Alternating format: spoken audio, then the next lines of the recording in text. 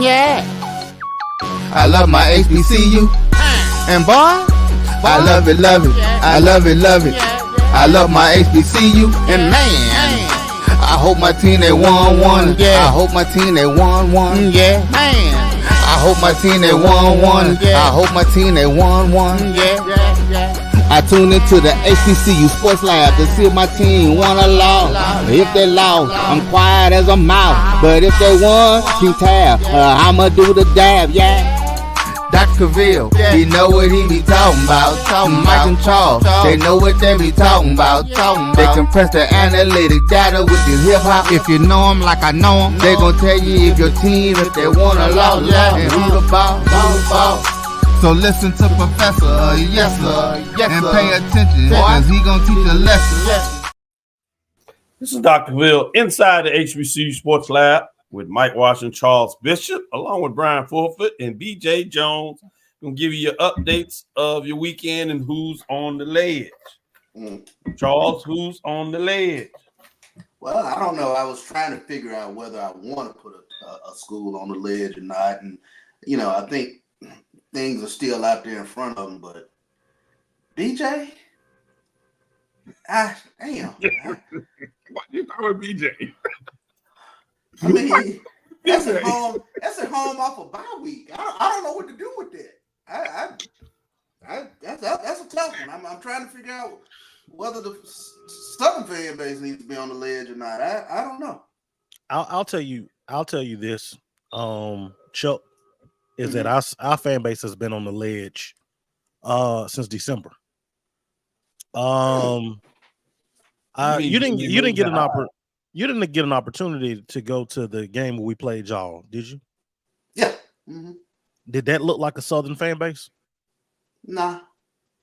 Our fan base is a shell of itself because our fan base is frustrated with some of the moves that have been made from an administrative standpoint. So a lot of our fan base, what happened last night, it didn't jolt them in the least bit. Like it didn't jolt them at all because their expectations are so tempered. And we had a coach that came in that had to win over a fan base, and so far he's failed to do so. Southern's going through one of those periods. I've been accepted it. It kind of is what it is.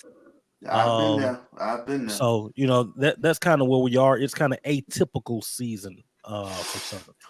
I've been there. 2015 through 2020, I was there, so I feel you. Yeah, you got folks in the Prairie View gang. They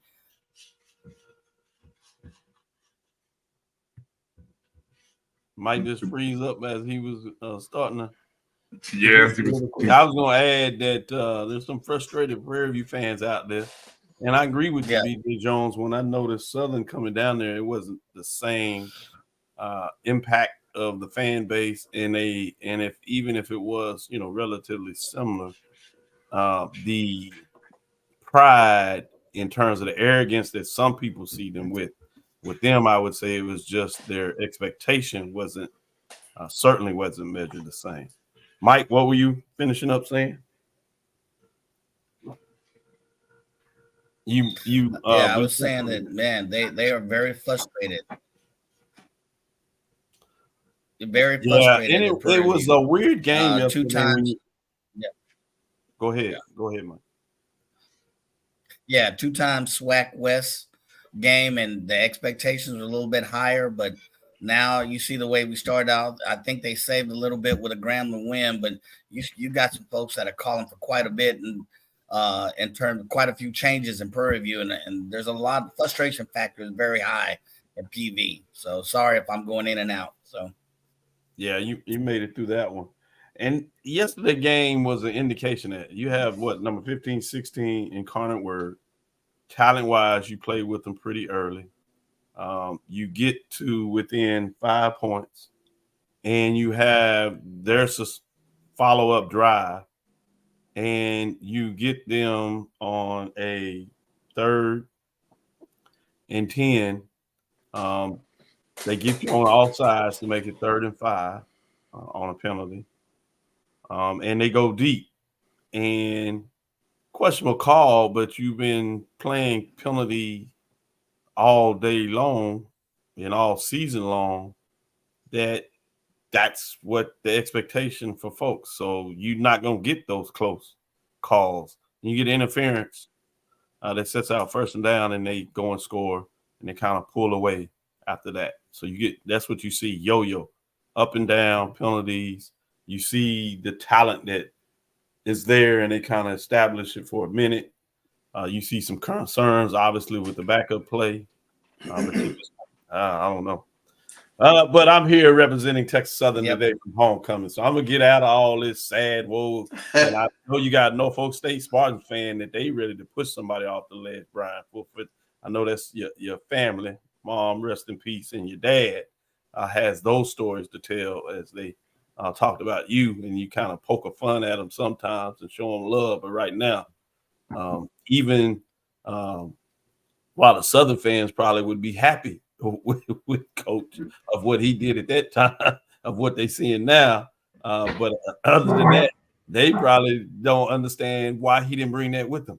With that being said, let's get into it. Welcome to episode 559 of Inside the HBCU Sports Lab radio show and podcast, the show that's covering the sporting HBCU diaspora, all things HBCU sports for institutions large and small, from the NAIA to the NCAA. We share insights and information on the HBCU sports culture, HBCU athletic aesthetics to facilitate the story of HBCU athletic programs in the business of HBCU sports. I'm your host, Dr. Kenyatta Cavil, along with my co-host, Mike Washington, Charles Bishop. We're filming from our home studios and sending a signal live to KSOH 1230 AM studios as they do The Giant with Ralph Cooper, beautiful home of Texas Southern University from Houston, Texas. I was bringing Charles around as we got a chance to kind of live up to life. I still have my VIP. I cut off in the morning as we went to the President's Suite, and it was open as they had the parade. And I was telling Charles, this is such a city homecoming when you compare it to Prairie View. Unique in its own way. Yeah. Talk about all HBCUs where you see similar parts of the culture, but as we've been amongst it, we also understand the unique part of what separates each institution individually, but still brings us together as one. I want to say this before we get in these scores.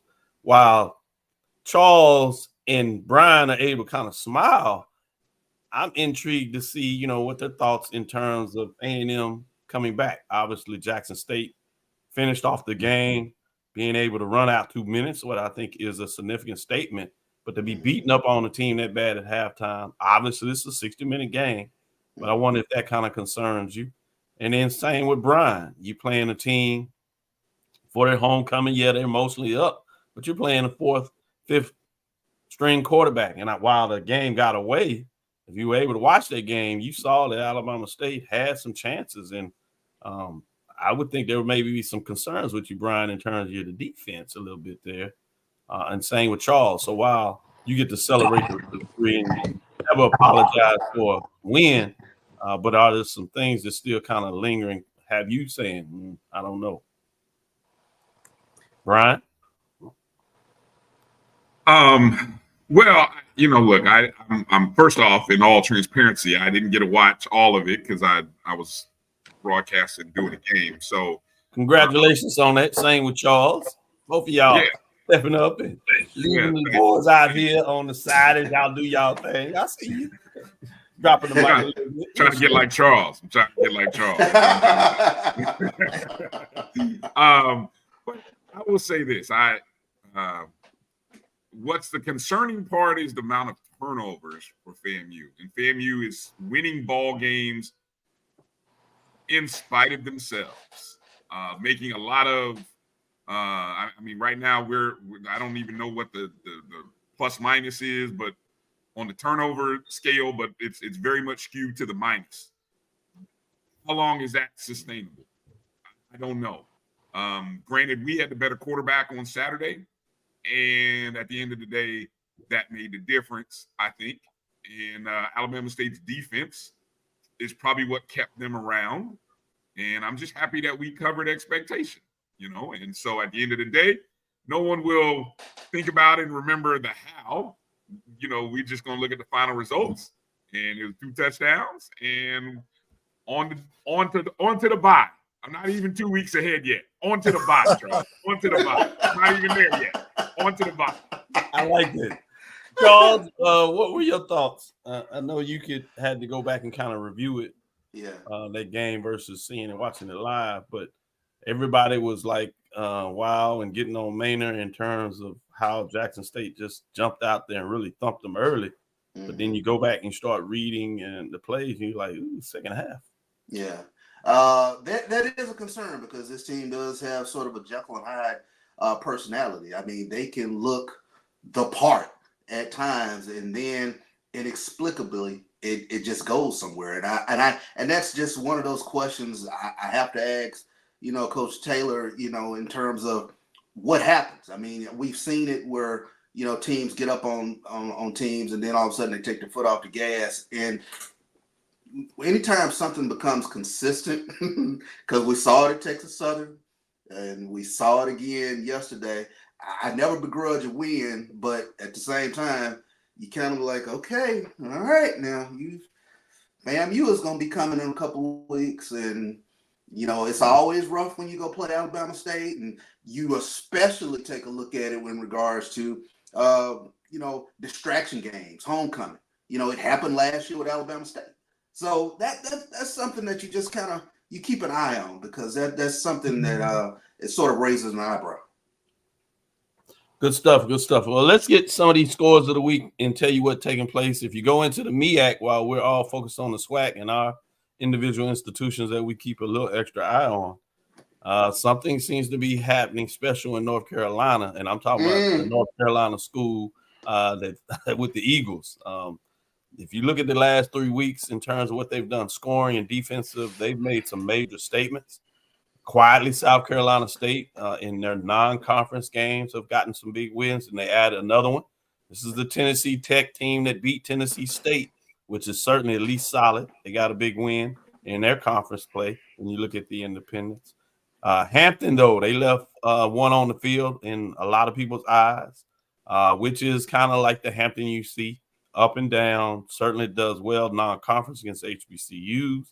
But then when they get into conference play, they can look really solid in some competition. And then when it comes to close out things, they just can't seem to make it happen. Interesting. Did you see the end of that game, Doc? Yeah. Oh, my God. So, Doc, I got to ask a question. I got to ask a question this morning as an athletic director, because we see some programs in terms of the health of the program to get these out-of-conference wins. Or they get wins that aren't specific to MEAC. But I guess the question is, how do you sort of evaluate your team, especially if you're losing out of conference games in your recruiting footprint, but you still have your goals out in front of you? I mean, how do you sort of evaluate the health of the program? I think that's really challenging at this time. Because you're measuring expectations from the past. And so it changes from program to program. Let me be frank. When you got programs like FAMU, Jackson State, Southern, maybe Alcorn a little bit in there, maybe a little bit in North Carolina A&T and a couple of other programs, they're going to have different measuring blocks versus, a Prairie View, maybe a Alabama A&M, North Carolina Central type of programs where they've kind of started winning as of late, but they've been right on the edge in terms of their consistency, which is going to be totally different when you look at programs such as Pine Bluff, Valley, Delaware State. Delaware State is a weird enigma. They're 1-5, but I would argue that they played some of the best. Good 1-5, yeah. Yeah, that's out there, and you are intrigued if they can turn the corner in conference play, where you would think that the cultural nuances of conference play may put them in a better position, or maybe it is just them that they can play you close, but they just can't. They hadn't learned how to win. You don't know what it is yet. There's so much emphasis on conference play. Who really emphasizes non-conference play? Yeah. And then you have the different alignment of conference play. You have teams like Alcorn and Prairie View and the SWAC that have played full FCS schedules. You have those several teams in the MEAC, not all of them, that play basically full FCS schedules, and then their full FCS schedules with maybe an FBS game in there from both perspectives. You talk about they're playing 2 extra FCS games.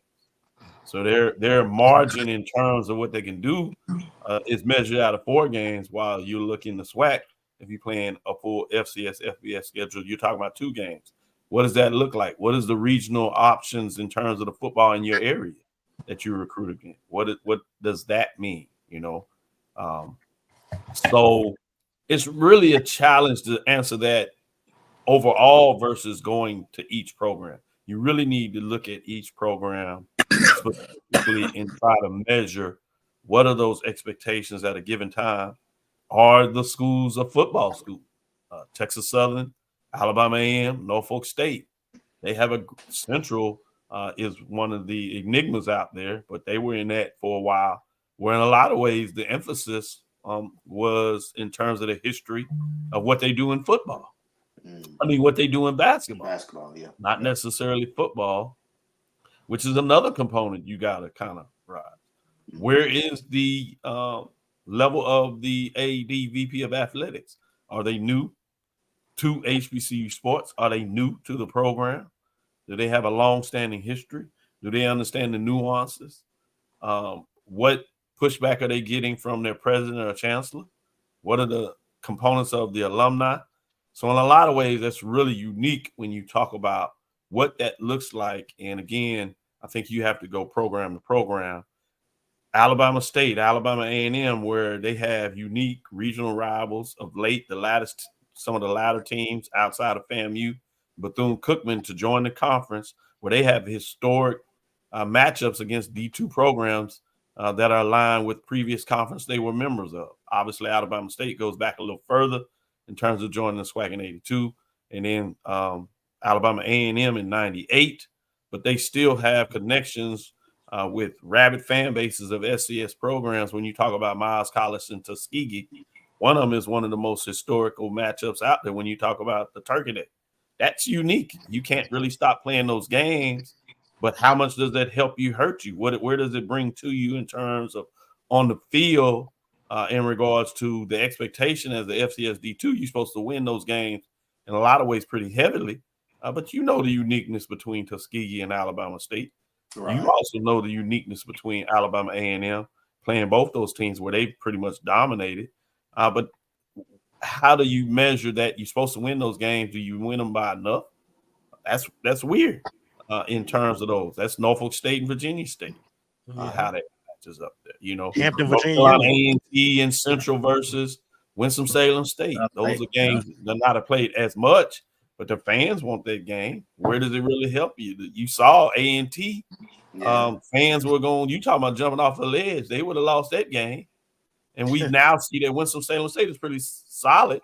A&T is not there, but still, people don't get in the nuances as we do in regards to D2 FCS, one playing okay. All they see is like, yeah, this is a rival. We need to win this game. And for those that do understand that different division, we don't want this. They don't understand the stuff when you talk about Prairie View and where the FCS programs, historically white colleges in Texas. The differential between the Incarnate Word and a Lamar, Texas Commerce that's moving up. People don't understand their units, and they just say, hey, they FCS programs, we're supposed to beat them. Well, are you financing the same way? Sure. What are they in terms of their team? Texas Commerce has a goal to move to the FBS level. Yep. How are they doing that? We're not. And there's economic platforms that are involved in that in the city.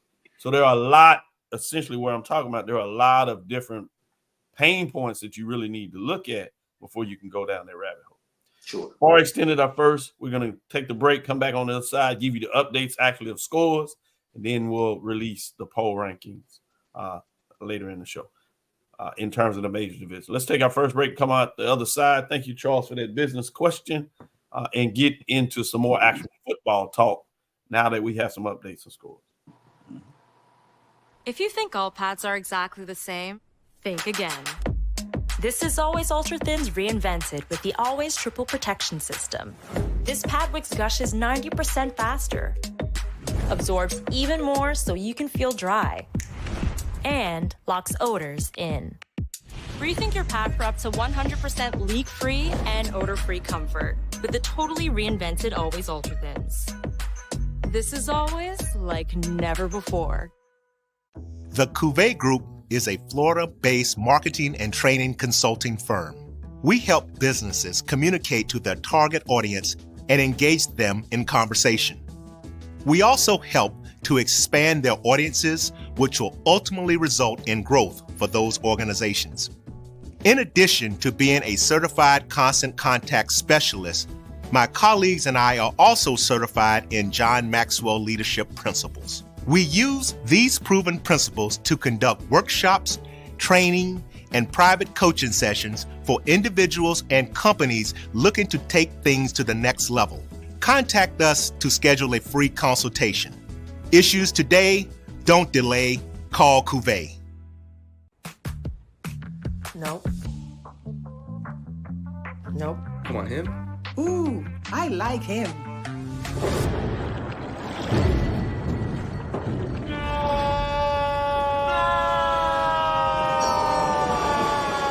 Quick, the quicker picker-upper. Bounty picks up messes quicker, and each sheet is 2 times more absorbent so you can use less. He's an 8. He's a 9. Bounty, the quicker picker-upper.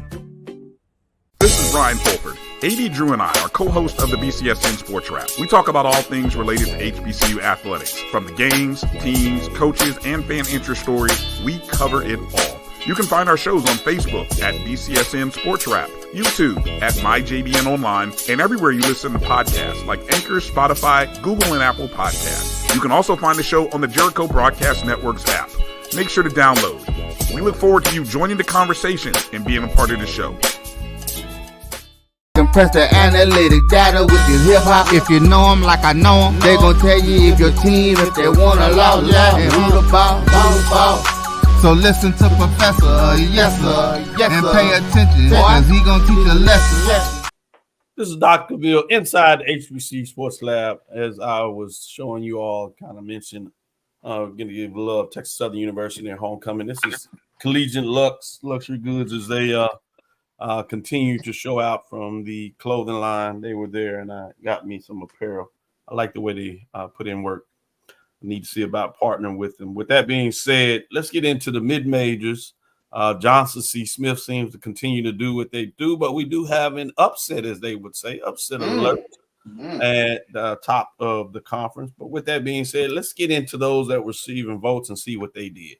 Livingston Blue Bears improved to 4-2, 2-1 on the season as they defeat the Elizabeth City State Vikings 23-17. Quietly, the Blue Bears have made some moves and are winning some football games.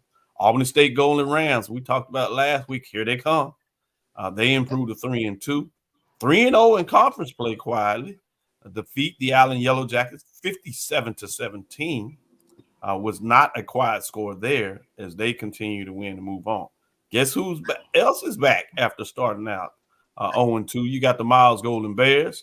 They are now 3-2, 3-0 in the SIAC as they defeat Central State Marauders, I should say, as they are 16-7. Pretty close matchup, but they got the win, and that's what counts this time of the year, as we talked about earlier. Let's get into the mystical top 7. Virginia State Trojans lost to the number 1 Johnson C. Smith Golden Bulls at home. Trojans have played some close games, but they haven't been able to win them, particularly when you look at it at home. Dr. Henry Frazier III, that came in with the high expectations, has fallen to 21-17 in terms of score there, to a number 1 team that is showing that they are for real. If you don't get it by now, I just don't understand what you're watching. They fall in terms of Trojans, fall to 2-3. They're 1-1 in conference play. You have number 6 Shaw Bears defeat Bluefield State Big Blue 35-17. Quietly, the Shaw Bears are showing that they're going to be least in the mix and at 4-2 and 2-1. They continue to move and get it done. Virginia Union Panthers They said you tried to put the dirt on us a little too early. When they get the magic of that loss not counting in the conference standing. So they defeat number 3 Winston-Salem State, the Rams, 31-13. Again, a top 7 matchup, and they get the best of them on at home. They improve on the season, 2-2, 2-0 in terms of conference play, big win in terms of what they were able to do. Quietly, the independent West Virginia State Yellow Jackets defeat the Fairmont State Fighting Falcons 45-34. Look out now. They improved to 3-1, 2-0 in the conference race as the Yellow Jackets make a huge statement. Winston-Salem State were at number 3, and I told you they fell to number 5. Virginia Union, again, that score was 31-13. They fall to 4-2, 2-1 in the conference race. Clark Atlanta Panthers, they've been playing with the food a little bit, but finding ways to get it done this time not to be. Oddly enough, it was at home where those rat traps get out there a little bit for you. 35-28 as they could not come from behind to get it done. They trailed for most of the game. They are 4-1 in one, and more importantly, fall to 3-1 in conference play, as we'll see how they rebound once they had a little bit of their adversity. And oddly enough, the coach least understood it and tried to get the players to understand, as you heard following him. He talked about that they're no longer the hunter. They are the hunted, and they need to respond accordingly, and they were not able to do it. Number 1, Johnson C. Smith Golden Bulls, however, they defeat number 7 Virginia State Trojan in the top 7 matchup, 21-17. They are 6-0, 3-0 on what many people obviously would consider is a magical city. It's almost hard to say. They're at 5 consecutive weeks to see what that looks like in their play, where they have been at the number 1 ranking. And you would imagine that even this week on Tuesday, without a loss, they would stay there. Let's get into the top 7 of the major division programs, if you would. Give you those teams sitting outside. Southern Jaguars. So we open up. They took a non-conference loss, but it was pretty big, 22-3. They're still 1-0, though, in conference play. They lost to Nichols. The Cardinals there, 51-7. Scored late. It was 51-0 for much of the game, which, as B.J. Jones talked about, they understand what's going on there. Alabama State Hornets are down to the 4th, 5th string quarterback, and their offensive plays like it. Did much, got some big running plays. Defense tried to help, but couldn't quite even turn those over. And then special teams. Yeah, they didn't get no help from the special teams. As well. I mean, none. None whatsoever. Like, they fall to 2-3, 1-1. They lost to FAMU, and FAMU rallies are smiling, saying, "Hey, it is what it is." Alabama A&M Bulldogs.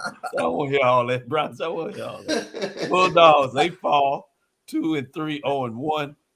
We were able to run off Alabama A&M Bulldogs, but they did fight back.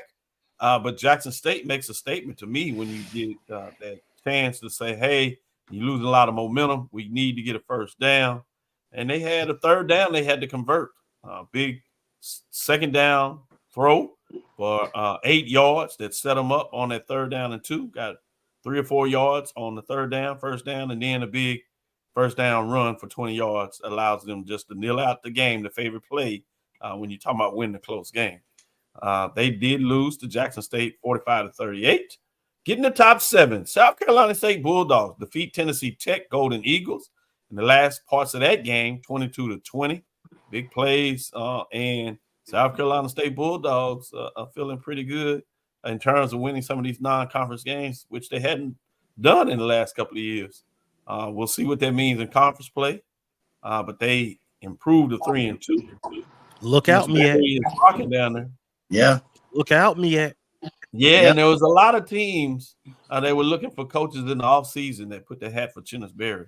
I know a lot of those fans are wandering eyes over there and thinking about what could have been. That's a sore subject in Baton Rouge. That's a sore subject. That's a sore subject. Dog. I'm talking about that. That's an old girl. That's an old girlfriend that got away. I should have did it a little better. Still bad. I'm talking about. Hey, Doc. Every time they win, it makes it worse because that's the first thing I fan. Man, I knew South Carolina State won yesterday, and I was in Montgomery because all of the Southern alumni group chats were, you see what he doing? You see? It's so such a dog. Oh gosh. Travis State Tigers did not play. As we talk about sore subjects, they're 3-2 on 1, still dealing with the 5 overtime loss where they felt they controlled things and then look up. Guess who they play next week? And we'll get a little more into that at the end of the show. They play their big time rival, multi-rivals that they have in that area, Alcorn State Braves, which is a Western Division game. Then you have Tennessee State Tigers defeat Lindenwood Lions 24-20. They were down 20-7 in that matchup. And credit to Tennessee State Tigers, they rolled back. Even though it's teams that many people they should be beating up. Again, win games.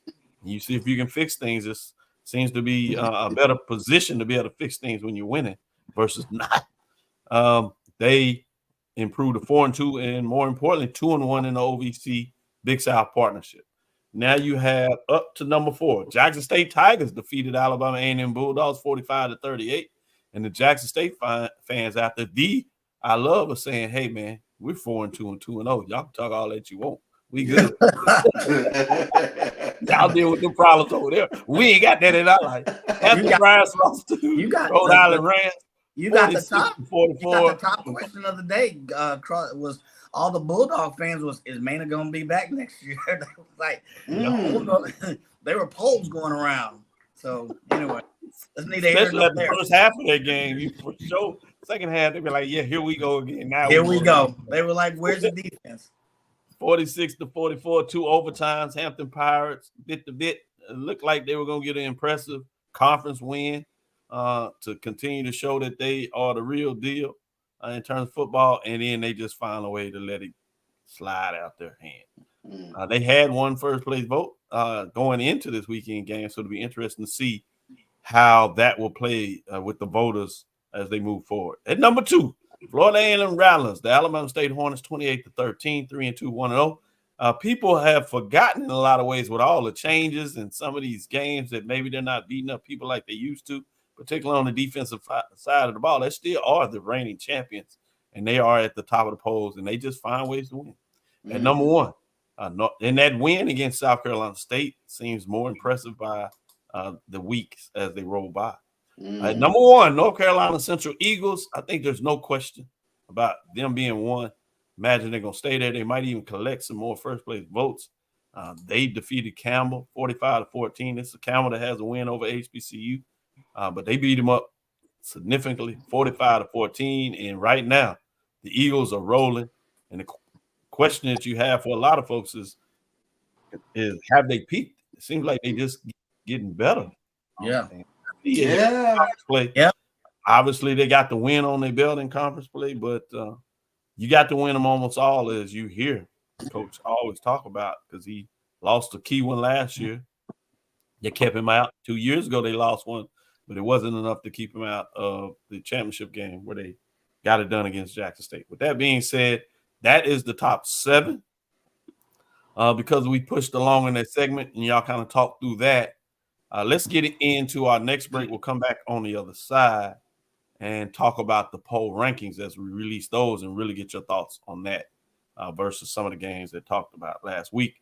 We'll see in the last second a little bit of a mix between some of the key games you thought in the poll rankings as well as key games coming up in the last second. With that being said, we'll take a second break and come back and unveil the Major Division poll rankings for this week and see what you think. Stay with us. Be right back after this second break. It's never too early to plant the seed, to share the tradition, and instill a sense of pride in your HBCU with your little ones.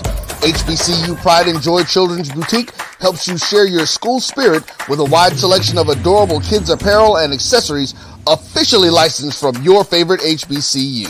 Visit hbcupridejoy.com and follow us on all social media at HBCU Pride Joy on Facebook and Twitter. Supermarket sushi, really? No. Wait, Troy, you work here? I'm never not working. Like Head & Shoulders Scalp Shield technology, up to 100% dandruff protection, even between washes. Never not working, huh? Oh, Troy, you're such a good teacher. Yeah, I know. Never not working. Never not working. Never ever not working. Are you serious? Never not working. Standard protection that's never not working. Head and Shoulders Scalp Shield technology. Hey, grab me one too.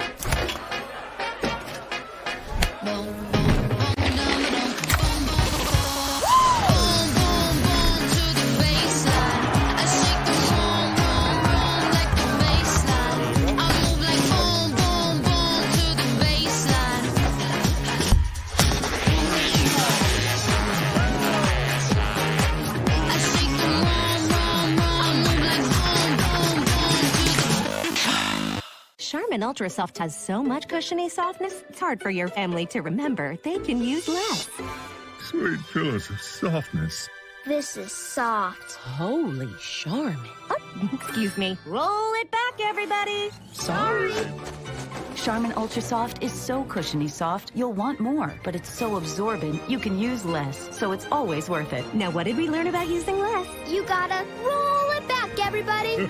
We all go, why not enjoy the go with Charmin? This is the Dean of the College of HBCU Sports, Kenyatta Cavil of Dr. Cavill's Inside the HBCU Sports Lab with Mike Washington and Charles Bishop. Come mix it up in the lab where the course lecture is in session every Tuesday from 6 o'clock p.m. Central Standard Time on Facebook Live, YouTube Spreaker, or the BCSN app, as we discuss all things about the HBCU sports culture, including exploring the week that was in the sporting HBCU diaspora, as well as the upcoming week of HBCU sports. With me, the Dean, the College of HBCU Sports, on Dr. Cavill's Inside the HBCU Sports Lab with Mike Washington and Charles Bishop. Course lecture dismissed. Compress the analytic data with your hip hop. If you know them like I know them, they gon' tell you if your team, if they wanna law, and who the ball. So listen to Professor, yes sir, and pay attention, cause he gon' teach a lesson. Let's jump into it, gentlemen. The top 7 poll rankings. See your thoughts on this as we get it going. Receiving votes this week, Alcorn State Braves, after falling early in the non-conference play, are back at it, doing what they're supposed to do. When you have Alcorn State Braves, they fall. I mean, they were receiving votes as they're 3-3, 2-0, and with 141 points. Hampton Pirates, as they fall out of the poll rankings, they are in it at number 3, 3-3, 0-2, 135 points. Grambling State Tigers are 3-3, 0-1 as they did not play, but are in the mix, and that should be Howard Bison, I saying 2-3, 0-0 as they did not play this week. Falling out were the Hampton Pirates as they dropped out 3-3, 0-2 on the season in terms of conference play. Let's get into the top 7. In the top 7, one team jumps in, Morgan State Bears. They took care of the Lincoln, Pennsylvania Lions, Division II out of the CIAA. They improved to 3-0 as they keep moving forward. Getting a little bit of offense. Can they get the offensive going? We'll see when it comes to conference play to make that move. 155 points there. At number 6, South Carolina State Bulldogs improved to 3-2 on this season. 168 points. They move up a spot, and we heard a little bit about how they feel about that around the country, particularly on the Bluff, I guess they would say. At number 5, PJ Jones shared with us. At number 5, you have Grambling State Tigers sitting at 3-2, 0-1. They move up a spot, although they didn't play based on a team that lost ahead of them. At number 4, Tennessee State Tigers, 4-2, 2-1, 188 points. Move up a spot to number 4 from the 5th spot last weekend. They continue to move. You see that as the lone independent that's making some moves as Hampton drops out. Intriguing as this is the first year in a while where you had 2 independents that were in the mix this late in the season in regards to the top 7. With that being said, number 3, Jackson State Tigers. They move up one spot themselves as they get a big conference win. They improve to 4-2 overall, 2-0 in conference play, 191 points. Then you get to number 2. Florida A&M Rattlers improved to 3-2, 1-0 in terms of conference play, 3 first place votes, 218 points as they get it done. Those are 3 consistent first place votes, I should say. And number 1, North Carolina Central. They improved to 4-2, big non-conference win. Big numbers they're putting up on offense, stingy on defense. 1-0 in conference players. They had that matchup against Norfolk State a couple of weeks ago in the Circuit City Classic. They gained a first place vote. They move up to 8 of them, 24 points. North Carolina Central remains in the number 1 spot for the 2nd consecutive week. Week number 6 is in the books. That being said, let me go to BJ Jones. What are your thoughts in terms of the top 7 as you look at the programs here? Looks about right. I would honestly, Doc, just me, I would flip South Carolina State and Grambling. Okay. But other than that, man, it looks spot on. North Carolina Central. We've talked about them and kind of how they look, and this is one I want people to look at when it comes down to North Carolina Central. This was supposed to be a rebuilding year for them. Right. They lost a lot in the secondary and on the offensive line, breaking in a new quarterback, Darius Leonard. Darius can't remember his name. But Walker Harris, new quarterback there. And now this team, that secondary is full of sophomores and redshirt freshmen. They have 1 starting linebacker that's a senior. They got 2 seniors on the defensive line. This is a young football team. This is a very young football team, and the way that they're doing it, and they've gelled. Kudos to head coach Trey Oliver and that staff up there with the job that they've done. And I want to give another kudos. Jackson State. Jackson State lost a game at Grambling, and they didn't pack it in. Jackson State has looked solid. I know people are going to look at that second half against Alabama A&M, but when it mattered the most, Jackson State was able to come through. And the young man at quarterback, Morgan, people talked about him being a running quarterback. I tell you what, when he needs to make the pass, he's been able to make it. Make the throws these last couple of weeks. So shout out also to TC Taylor and that staff at Jackson State. Good stuff. Great points you made there. Let me go to you, Charles. What are your thoughts in terms of top 7? Probably for me, I think that South Carolina State win is impressive. So I probably, like BJ, I would have bumped them up in front of Grambling. And what threw me off was South Carolina State. I had to look at it again. 412 yards passing yesterday. I mean, Eric Phoenix going nuts in the air, and those receivers with some gaudy, receiving statistics. So that's gonna be fun when MEAC starts to get together, because as we mentioned earlier, Delaware State has probably got to be one of the better 1-5 teams that I've come across. So I can't wait for conference play in the MEAC. A big win yesterday. I think Florida A&M going into Montgomery and getting the win. That was impressive. North Carolina Central on the road, 45-14, 28-point outburst in the second quarter. Superbly impressive. So, I have to give it to them in regards to that. And Jackson State being able to get the win. And Jacoby and Morgan, I think my big thing with him was consistency. And we're starting to see over the past couple of weeks where he has gotten a little bit more consistent, and that could bode well for Jackson State going down the stretch. And shout out to Jackson State's fan base.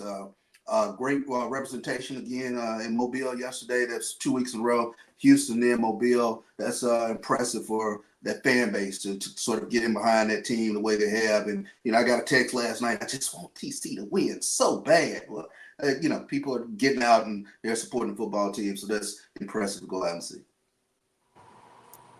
Great points when you talk about the breakdown there and mix in some of the matchups and scores on why you see the top 7 the way it is.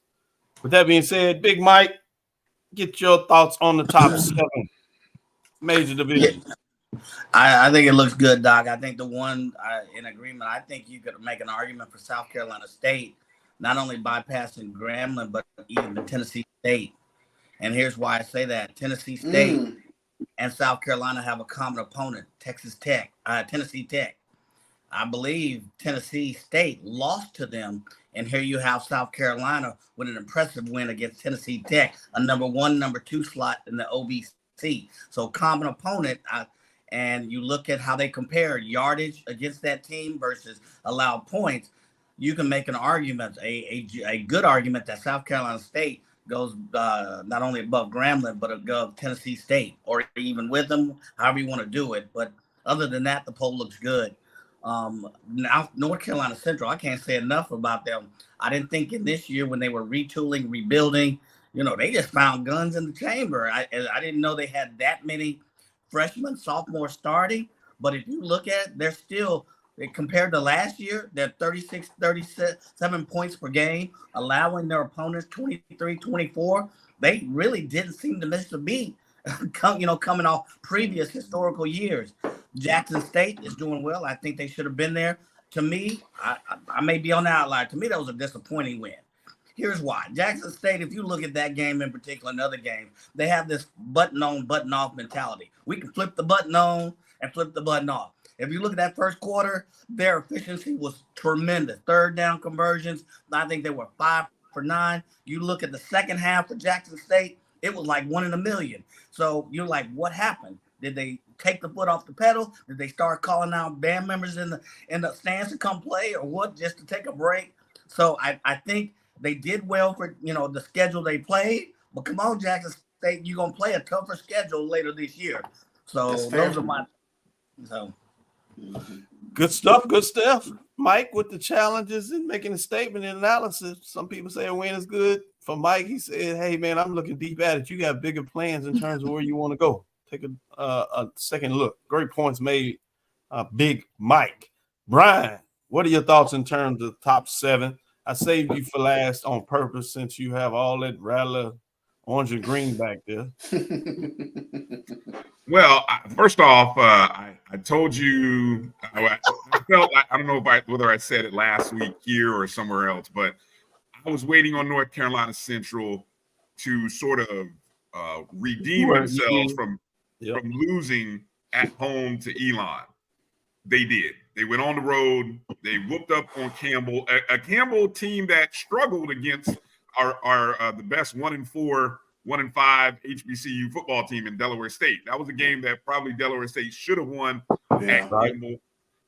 So I'm impressed. I've seen Central up close, and the four wins, they look really, really good. I mean, so hey, look, I'm drinking the Kool-Aid right now. I give them their props. I do think they will.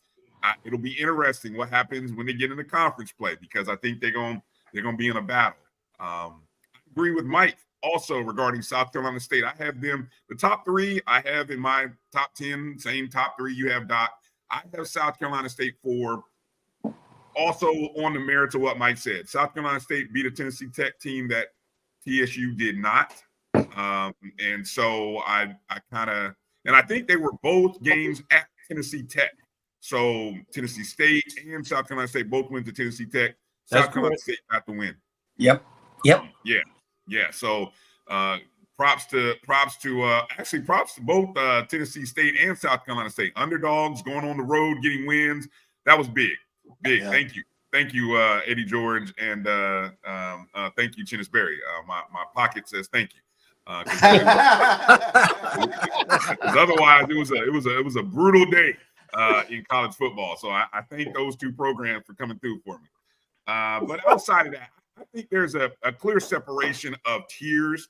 I think those are the 5 top teams in HBCU football, and everybody else, we're just throwing darts at the wall. I really do. I feel like there's 5 teams and that are kind of moving apart, and then there's everyone else. But hey, this is October. We'll see what happens. I love that your points you're making there. And I want to ask a little bit of a follow-up question from everybody to see, do you agree in terms of it being a top 5 separation, or do you see it as 4 or 3 teams? I'm going to go to you, BJ Jones. What is your separation point as we get near the midpoint, what we would call semester grades are due? Do you agree that there's a separation in terms of 5, or do you see it as a smaller subset?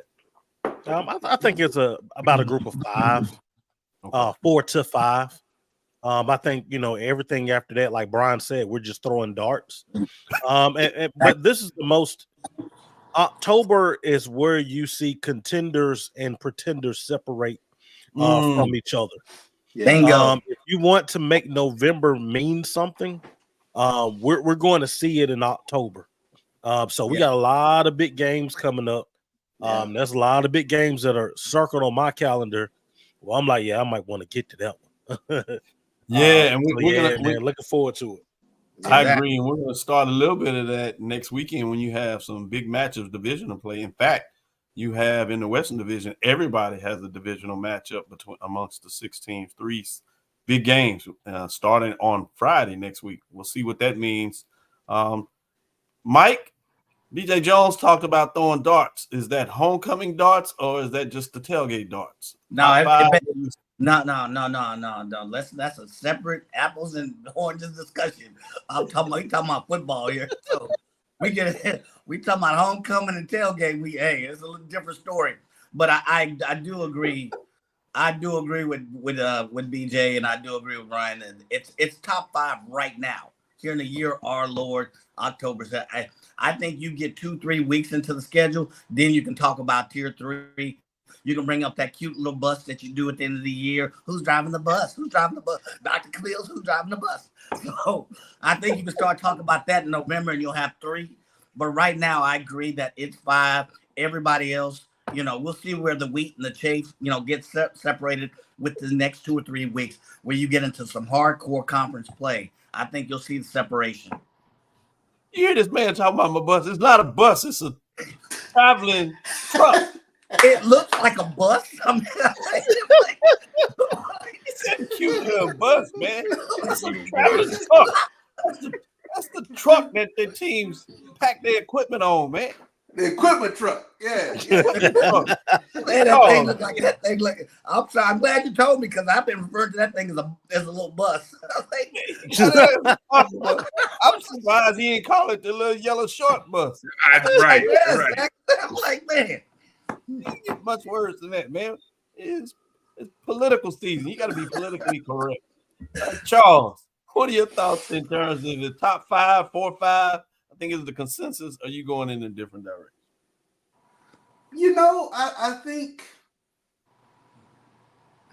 I think we still have room for growth. I mean, I'm willing to allow 4 or 5 as of today. And like everybody said, I think things will start separating themselves out over the next couple of weeks, especially after October 19th. For whatever reason, I have that date kind of circled as that line of demarcation to see what starts to happen after that week. It always seems like that 3rd Saturday in October where things start to fall in place. So I think that's probably what you're going to see happen. And I think we're in for some fun times, especially in November, because I can't tell you heads or tails in the SWAC West. I don't know what's going to happen over there. So, if SWAC West comes down to the end of the season, keep on.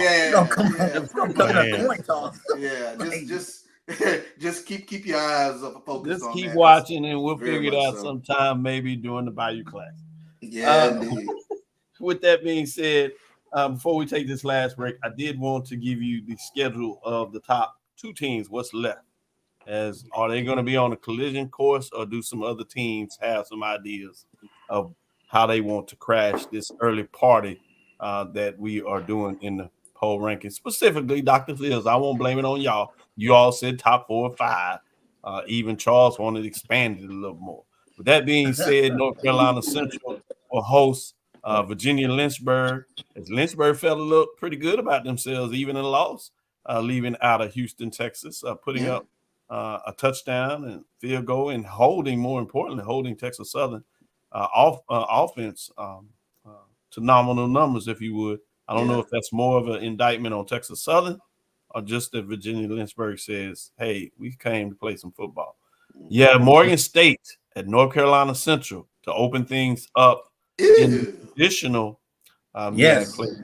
Obviously, as we said, North Carolina Central has a win on their belt. That game is in North Carolina. And this is the one that really has you interested in probably my favorite weekend of this upcoming season. You have Thursday, Friday, and Saturday games amongst the MEAC and the SWAC. It starts off in the MEAC on a Thursday night affair with North Carolina Central at South Carolina State. Oh. ESPN2. You got a Friday game in that week in the SWAC, and then you have all these great matchups on Saturday. That is a weekend where I'm just going to have so much fun. I can get my FCS HBCU football fix starting as early as Thursday, and I don't miss a beat and get to see it on Friday. And then we normally get our Saturday rotation. Then you have Howard, North Carolina Central. These two teams have fought for it the last couple of years, putting up 50 spots, trading spots at home. And so some people have this as a calendar spot. We'll see if it means something by November the 15th and to shut things down. Is that pesky Delaware State Hornets, North Carolina Central goes on the road on November the 23rd. Number 2 ranked team. The Saturday that you're looking for is 2 weeks away. Brian kind of teased it out. He was smart. He didn't say anything. He's looking at the break. Is you have on the 19th, right? You have FAMU at Jackson State. That may be for the division. It has been for the last couple of years. Yes. Game of the year. Started off Game of the on year. Labor Day weekend in Game of the year. September. Now, a lot of folks wanted this game moved the latter part of the year, not November, but it is moved into October. Pretenders and surrenders. We'll see what that means. And then you have the old rivalry with Southern and FAMU that used to be inter-conference, and now it's a conference matchup, not divisions, but it does count in the standings. Southern and FAMU. It's in Tallahassee. Some legendary matchups between those squads last couple of years. Been big games, but yeah, as you see Brian yawning, he's feeling pretty good already. BJ Jones got a straight face. Hey, Drew already nervous. Man, I'll tell you what. I will tell you this. I was talking about this with someone yesterday. You guys remember when FAMU came into the SWAC, and we talked about what that would do to the FAMU and Southern rivalry? Yep. It did that to the Alabama State FAMU rivalry. Oh yeah. That game is the best renewed rivalry in the SWAC. Yes, I agree. Like it's just to see the way that Bama State travels to Tallahassee, the way that FAMU travels to Montgomery, and my wife is from Montgomery. She grew up basically on Alabama State's campus. She has 2 aunts that are professors at Alabama State. There's a large segment of people from Montgomery that went to FAMU. Yeah. FAMU, the hotel that we stayed in was all FAMU. And just because you have the Montgomery alumni base, the Birmingham alumni base for FAMU, which is huge, and then the Atlanta alumni base. So they all come together, and FAMU almost treated like, hey, this is our homecoming too. So just the way, and we joke on Alabama State, like Alabama State doesn't travel anywhere. They don't travel anywhere. They go to Tallahassee. And they come to Tallahassee in some big numbers. So just to see what that game has turned into is huge. Now I tell you what, Southern and FAMU will be back when Southern comes back. Not a minute before. Yeah. You know what we call Alabama? You know what we call Alabama, right? You said what now? You say you know what we call Alabama, right? What you call it? Bama. It's our state. It's our state. We run that state. It's ours. I did not realize the historical context of that matchup. If you look at ESPN, they showed some of the panning. I was like, wow, I did not expect that participation, that man to travel like that. I was not aware. I felt like an idiot. I was like, wow, this is bigger than I thought it was. And up until yesterday, the all-time record between Alabama State and FAMU was 20-20-2. Brian is in that old Americanism. He's talking about that manifest destiny. He just collected states. Let me finish off this. You have homecoming from FAMU where Texas Southern comes to town. I think I'll make that trip. You have FAMU at Prairie View. I'll certainly be at that matchup. So I'll see FAMU 2 weeks in a row, one on the road and one at home. You have Mississippi Valley at FAMU. Then you have the Florida Classic, obviously. And then you have the game that was moved, which is Alabama at FAMU. So fascinating to see what that looks like. Let's take our last break. We'll come back on the other side. Give you a quick updates of some big matchups that we kind of been teasing out for this weekend, which all are divisional matchups in the SWAC. We'll say what that looks like out of the MEAC and get your thoughts, even on some key CIAA SIAC, as we'll unveil those poll rankings on Tuesday. A little bit of shakeup there. We'll see what that looks like as the race in the SIAC is starting to shape up, and we'll see some formations of what it might be in the CIAA as well. Stick with us after our last break. We'll come back on the other side, do our last segment, and close things out for your Sunday morning before you head out and do your next framework of what you want to do on Southern, whether it's church or getting it done and getting out, maybe do some golfing, as Charles like to do. With that being said, you know me too well. Yeah, let's get in this last break here on the other side. Choice Hotels is a family of brands that helps you get the most for your money so you can be any traveler you want to be. You could be a free hot breakfast hero at a comfort hotel. Yes! That's how you waffle. Mr. This Script got a plot twist at a Radisson hotel. A business big leaguer. Go for key. Even the ultimate pool float inflator. With 22 brands and the best value for your money, Choice Hotels has a stay for any you. Book direct at choicehotels.com, where travels come true. Gotta get the corners.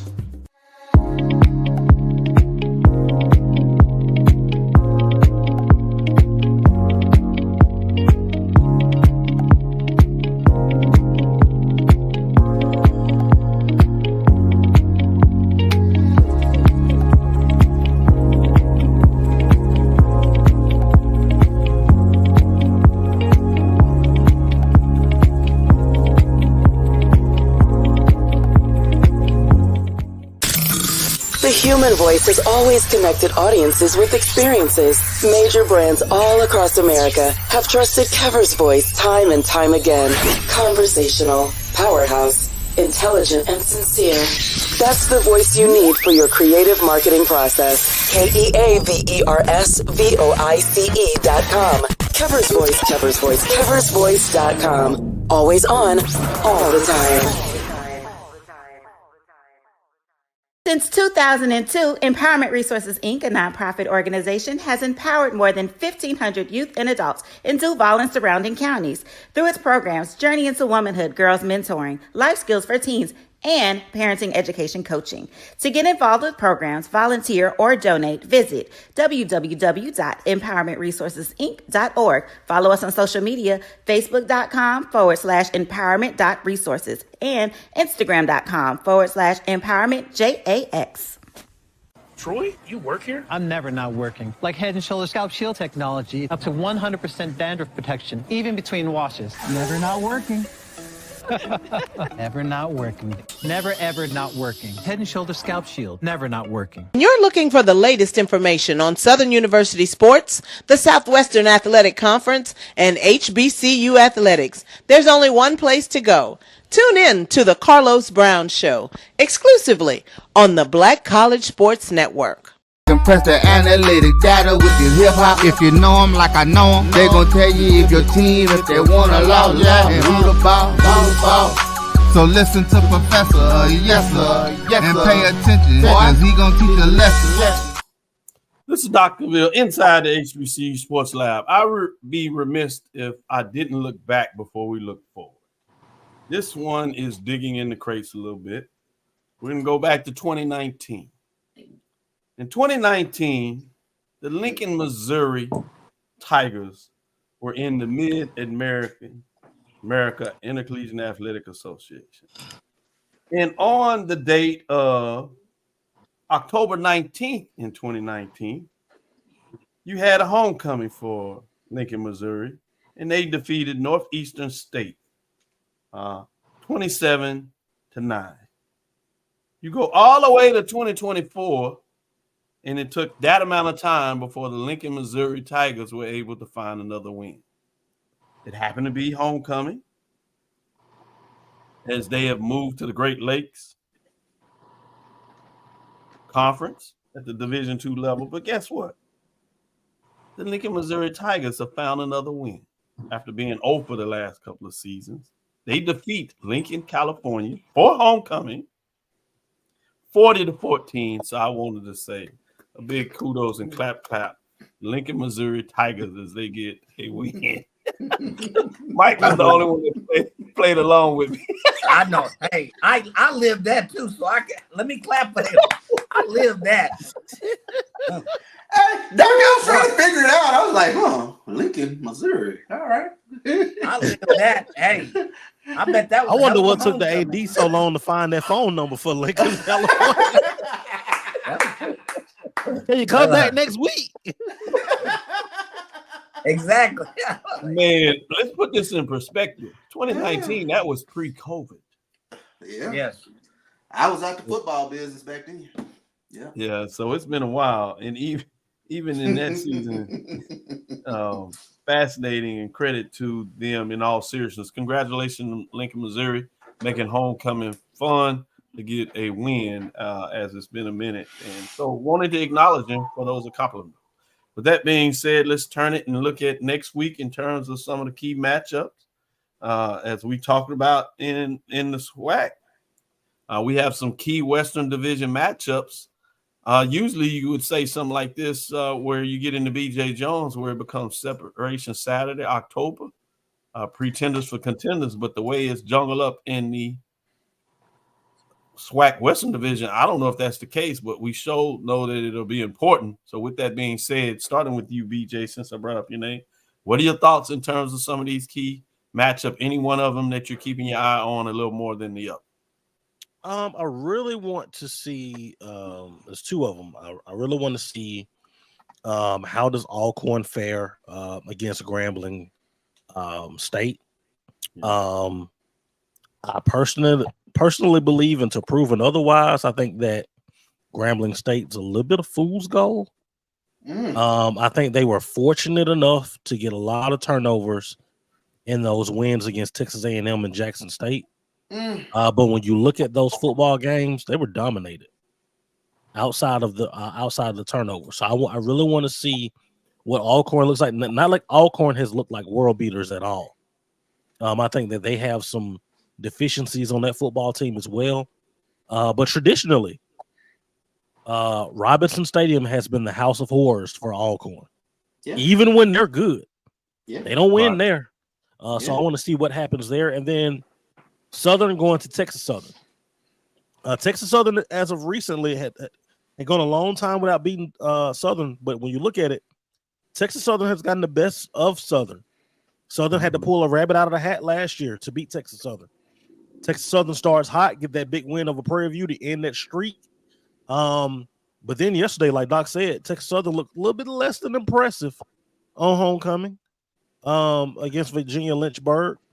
So who's the real Texas Southern? And can Southern find a way to find itself at close to the top of the standings in the SWAC West? That I'm gonna be honest with you, the SWAC West is just not good. I know we're gonna call it parity, but I just think it's all around bad football. And I think the champion is going to be whoever can pull it together the most. So I think we're going to be in for a wild ride in the SWAC, like Doc said. I think it's gonna come all the way down to that last week. That Bayou Classic. Yep. I agree with you, BJ, in terms of just where the West is, and what's to me even frustrating is I think the defenses in the West are actually pretty good. Yeah, offenses that are just anemic. That are on another level where you can't, and when you try to be nice about it and say not good. I'm not even sure if that's being nice to really explain what we're seeing on the offensive side of the ball.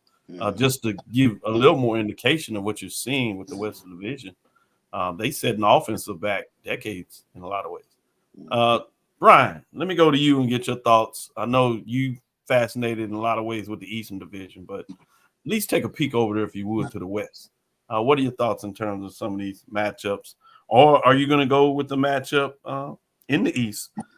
Bethune-Cookman, Alabama A&M, Mississippi Valley State, Alabama State. Does that draw your interest, or are you looking west? It draws my interest only from the standpoint is I need to say this.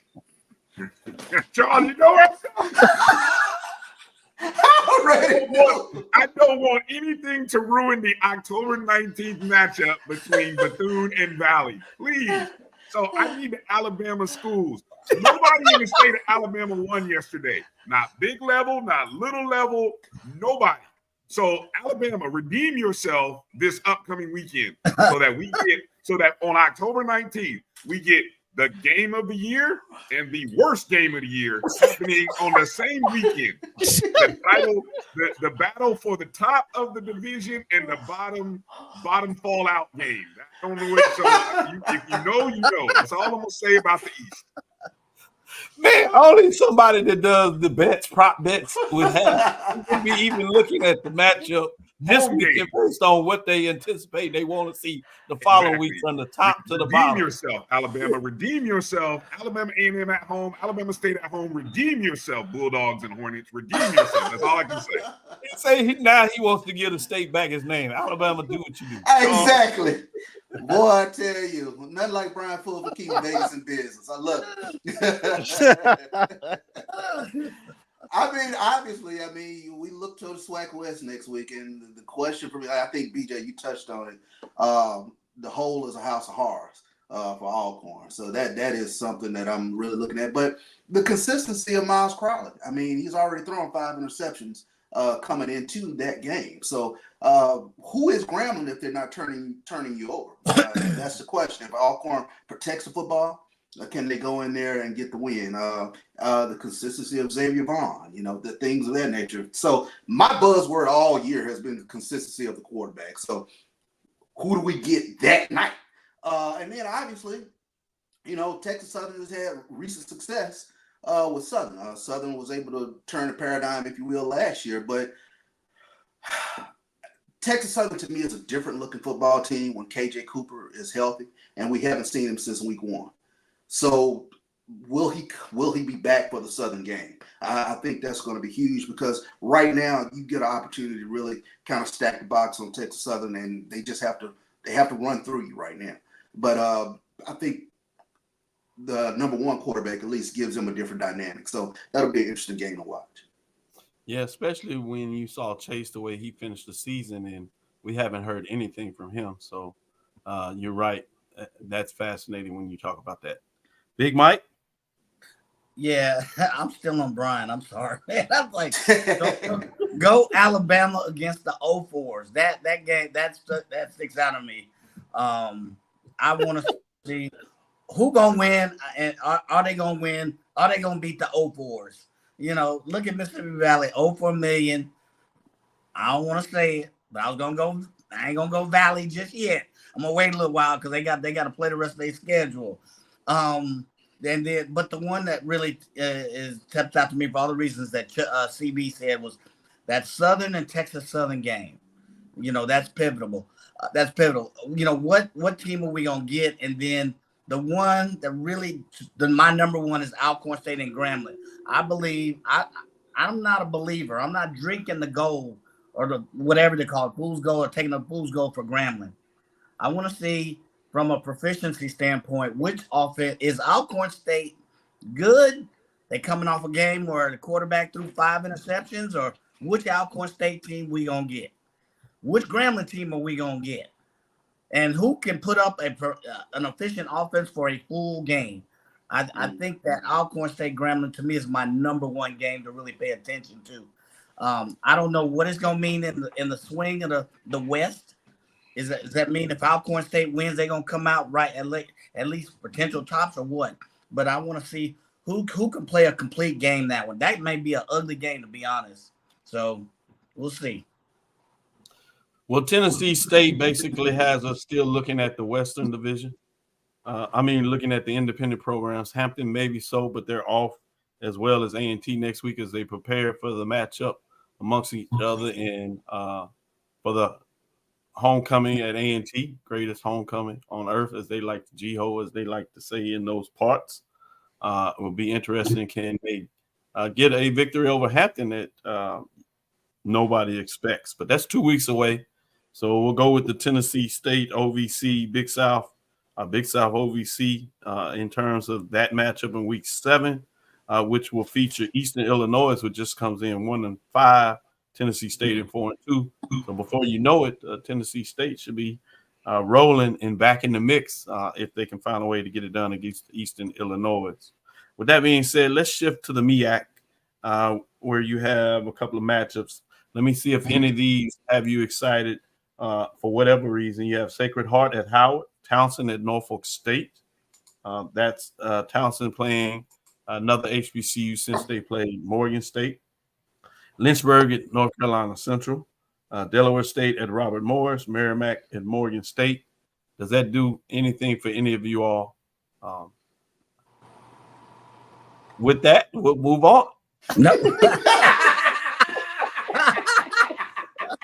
No. I was hoping somebody would step up just for a minute. And everybody's like, "No, we good." Nah. So let's get some love to our Division II programs. In all seriousness, I think this matchup. Now, this is before the poll rankings, but I wouldn't be surprised if either one of these or maybe both of these two teams are in the top 7 next week.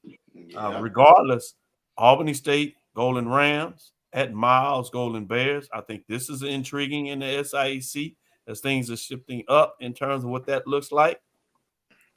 Can I sell any of you all on that? BJ Jones, any thoughts in terms of that matchup? Oh, yeah, absolutely. One thing that Miles has been able to do, they play some defense over there in Fairfield. Yeah. They play defense over there in Fairfield. I want to see what can they do offensively. The quarterback position has been a little bit of a revolving door the last couple of weeks at Miles. They've been inconsistent offensively, but one consistent has been that defense up on the head coach Sam Shade. But with Albany State, can they get it done? Remember, this is his second year for Coach Quinn Gray over there. And he got him looking good. Albany State can score some points. What does that offense look like against Miles' defense? And can Miles muster up enough offense to keep up with Albany State? Because as you saw it like yesterday, when your defense is good, but your offense can't muster any points, it puts so much pressure on them where anything can happen. So very interested to look at and see what happens with that ball game. Brian? Well, what's interesting is, thanks to Clark's loss, this is a matchup between the top 2 teams right now in the SIAC. You know, both teams unbeaten in conference play. Albany State 3-0, Miles 2-0.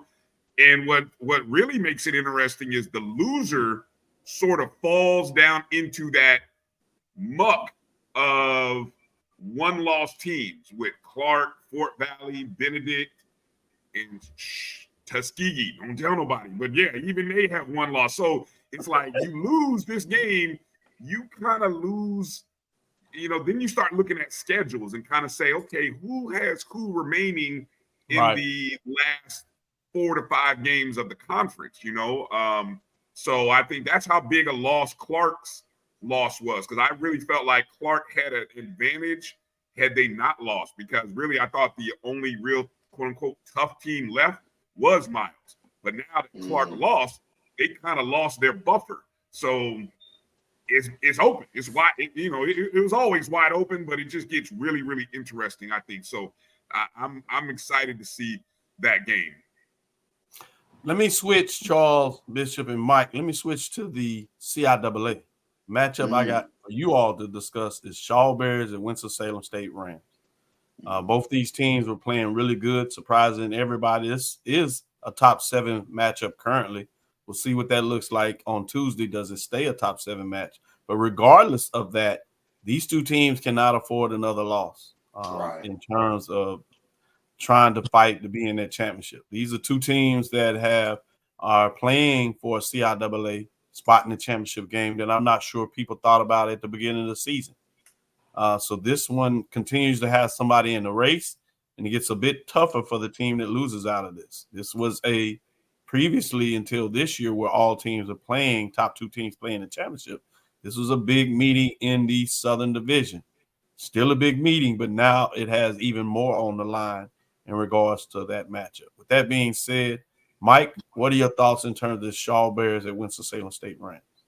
intriguing to me. If you look across the divisions, or you take the MEAC, the SWAC, the top three teams have a couple of things in common. Number one is they seem to have some kind of balance between offense and defense. Shaw is one of those teams. If you look at the top three teams, they're scoring 30 points a game, 34, 35, whatever, through 5, whatever games, 6 games, whatever. And then their point differential between what their offense is scoring and what they're allowing the defense tends to be 10 more. Now, 10 points or more. Shaw, 30 points. They're allowing their opponents 27 points a game. So they're scoring, but they're allowing their opponents almost as many points. Whereas you take Winston-Salem, they're scoring 21, but if you look at what they're allowing their other teams is 17, so they're playing in lower scoring games. So I'm wondering, number one, will this be a higher scoring game? Because Shaw tends to put out a little bit more offense. Shaw can score. Yes, and I'm wondering which defense is going to step up to the plate and stop the other one. At least, and you look at, I'm talking both sides, running and passing. So, Charles, what are your thoughts? Well, I think Mike hit it out the park on that, because to me, this one comes down to Shaw's offense versus Winston-Salem's defense. You take a look at Winston-Salem; they're in the upper tier of the CIAA in terms of defense. But Shaw has been putting up some points, so that's the question: can they do it against Winston-Salem State? I'm gonna throw you a curveball though, Dr. Cavil, because the other one that I'm kind of paying a little bit of attention to is how does Clark bounce back off of a loss? They go to Central State. So I think that's another one that I'm going to kind of keep an eye out for next week as well. I can see that, particularly for that long road trip after a tough loss at home, and you've gotten all this excitement. Can the players stay up and understand that they're still in the race? And that rat poison in terms of really finally nibbled off a little bit, but can they get control of the situation and understand that there's much to do in terms of the race as they go down the stretch. So I agree with you. With that, let's close it up. Great show, great breakdown on a lot of different areas, business side of things as well. We got to talk a little bit about that, the ledge, who's on the ledge, who's trying to push people off the ledge, and folks that are fine and need to go back and sit down as they put themselves pushing forward and going in the other direction, chasing the conference championship. With that being said, thank you for listening inside the HBCU Sports Lab. Make sure you share our podcast with your friends and colleagues. I am Dr. Kenyatta Cavil, the Dean of HBCU Sports, coming from inside the lab in the College of HBCU Sports with Mike Washington and Charles Bishop. We had Brian remind us that in 2 weeks, we have some key matchups, and it could be on both sides of the ledger, including one of the independents, which is a homecoming. We'll see what that looks like on the MEAC, but the SWAC can be both the top of the world and the bottom of the world in the same weekend. So that's fascinating. I talked about the Thursday, Friday, Saturday matchups, and Brian goes in a whole different direction. Boy, I tell you, please make sure you show up tonight for a show. Brian and AD, as Brian will be doing this thing, closing out the weekend and getting you ready for next as you relax and close out your weekend. Again, I want to thank you for listening to Dr. Cavill's Inside the HBCU Sports Lab with Mike Washington and Charles Bishop every Tuesday and Thursday at 6 o'clock Central Standard Time. Sunday, we'll be back at it at 9 a.m. to get you an update and even let Mike tell you about the bus or the truck as we start taking the turn to get into the championship race. The bus. Let me remind TSU alumni that homecoming is not over until you said your goodbyes at homecoming brunch today. So that's all I got. Goodbye. That's right. A real homecoming. Wow. Yeah, taking dabs like that. Follow me. We look forward to next week as we discuss the latest news in the lab with the fellas. Follow me, Dr. Kenyatta Cavil. That's DrKenyattaCavil. That's on Twitter. I say it and call it that because I can. I know it is X now, Facebook, Instagram. Inside the HBCU Sports Lab 1 on Twitter, Facebook, and YouTube is Inside the HBCU Sports Lab. Dream big. Continue to move forward. We will talk with you soon. Charles. Of course. Mike. Lecture. Brian and BJ. Dismiss. Oh, man, that was pretty good. That was good. That was coordinated, man. What y'all?